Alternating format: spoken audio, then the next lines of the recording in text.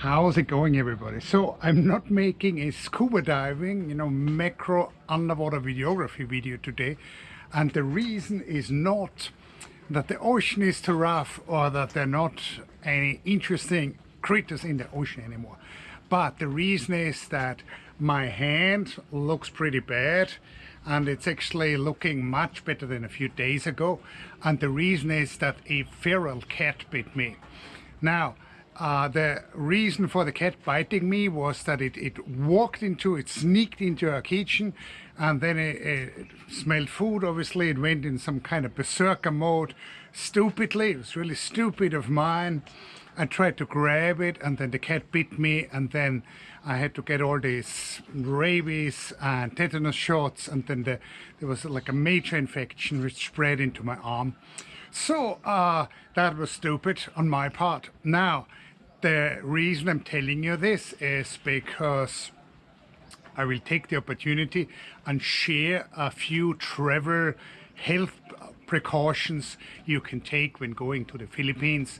And these are measures which are probably a little bit different from, more careful from how you would act when you're in Europe or in the US or in Australia, or like in some more affluent probably and less tropical country where you might be residing.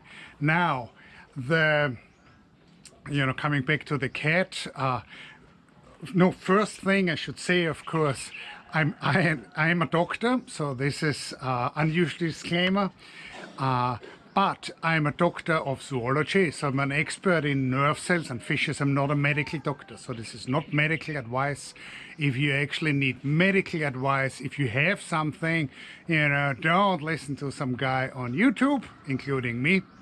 But go to an actual medical doctor. Nevertheless, these are my experiences, what can make your life healthier and happier when you travel through the Philippines. So yes, to come back to the cat bite, don't play with feral cats and dogs. Now, I see this a lot. There are backpackers here who are kind-hearted, animal-loving people, and they see two street dogs playing, two beach dogs, and then, oh, look at the puppies. They have the same reflex. They're essentially manipulated by cute eyes, and then they want to play with these dogs or cats. And then they forget that these are feral animals which eat trash in the tropical heat. And they have bacteria and parasites and worms which maybe science hasn't even heard about.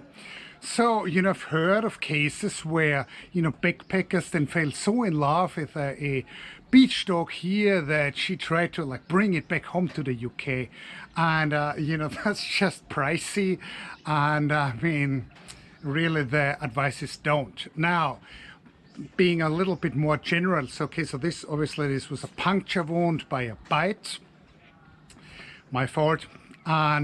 But sometimes you will just have puncture wounds or scratches just when you step on something on the beach, or when you cut yourself walking along a rough road and there's some piece of a tree or wire sticking out somewhere and you have a scratch. Now, if you have a scratch in Austria, my home country, it will probably quickly heal. You want to disinfect it. This is more serious here, and this has nothing to do with the Philippines as a country, but this has everything to do with the tropics. So bacteria grow faster when it's warmer, and it's so warm and humid here that they're ideal conditions for bacterial growth. So if you have a scratch, particularly on your feet, you can very quickly develop a pretty severe bacterial infection. You will have to do what I'm doing now, take a bunch of really strong antibiotics, and you might not be able to get in the water, and it's no fun. So any really minor seeming scratch even you should take seriously. Okay, tip number 3, food hygiene. And I mean, there are obviously lots of places with great food here and with food which is, cooked properly, but you just have to be more careful, right? I mean, there is not as much of like a health inspectorate. Yeah, there are not so many regulations. So if you just see like a little eatery, and you find that there's a meat dish, and it doesn't seem to be heated and it's not refrigerated, don't eat it. If you start eating something somewhere, again, mostly we're talking about meat dishes, and then it tastes a little bit funny, and stop eating it right now.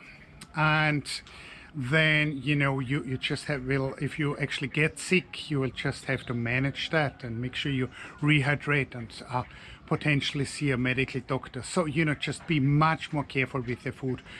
Use alcohol to disinfect your hands before you eat. All kinds of measures. If there's something where you're not sure should you still eat this, just throw it out. Okay, so this were some tips which I always found really useful. Let me say two more things. I want to give a special advice for my scuba diving friends, and I want to say something about the medical care in the Philippines, which I think is actually quite good. And that two things which are really standing out here. And one is everybody, especially the educated people like medical doctors, will speak very good English. And so, in contrast to other countries in Asia, especially Japan probably, you will not have a language barrier when you go to a doctor. So, obviously you want to make sure you stay healthy, but should something happen, you can actually be quite confident that you'll be able to communicate well with the medical doctor. And this will really include health centers in small provincial towns. So this might not be the places where you want to have brain surgery. Generally you don't want to have brain surgery, but for the things we talked about, like a bacterial infection or a gastrointestinal infection, or maybe let's say you break a leg, these places will typically provide competent medical care. So this is definitely something I want to point out. Now, I think the medical care for a lot of the diseases here might actually be better than what you get in Europe. Now, we have this unfortunate case where a family member caught a bacterial skin infection in the Philippines, and then we went to Europe, and then Austrian doctors didn't know what to do, because they thought this was something crazy tropical. Here they would have just given him a strong antibiotic, and the affair would have been over with. And in Austria they were very hesitant to just use the heavy doses of these antibiotics. Now, lastly, I want to say about scuba diving. Yeah, so this is probably the best location in the world when you're interested in biodiversity and in small things when it comes to scuba diving. And things can go wrong, not very often, but they can go wrong when you scuba dive. And as a trained scuba diver, you know that when you go too deep, too long, and this can be obviously very variable depending on your individual shape and just essentially the amount of hydration you have on that particular day. So people can get too much nitrogen in the system, which will cause bubbles, which will then cause decompression illness. This is of course much more complicated. What I just told you is a quick version. There is actually good explanation of these things in book I wrote, which is called Your Brain on Diving. But you should also know about it from your scuba diving courses. So you might need a oxygen canister to breathe from if you have decompression illness. Dive shops should have that. If you go to a well-respected dive shop here, then they will have emergency oxygen. This can really be a lifesaver. Now there are budget dive shops which are also doing a good job, which will have that. If you really go on the cheap, the dive shop might not have a functioning oxygen system. And you know, that doesn't happen very often, but this is something you probably want to check yourself here before you start diving with an operation. Now, number two, you might need, if you have a bad case of decompression, sickness, illness, you might need a chamber, a hyperbaric recompression chamber. If you are in a place like Sydney, there is a high-end, very well run chamber right there in, I think it's in the Prince of Wales Hospital. Here, there are places in Manila and in Cebu City which have these chambers. If you are in a number of other, you know, popular diving locations, there might or there might not be a chamber which is operational and which has a medical doctor to help you out. This, I'm not even going to list, you know, where the chambers are, because this changes.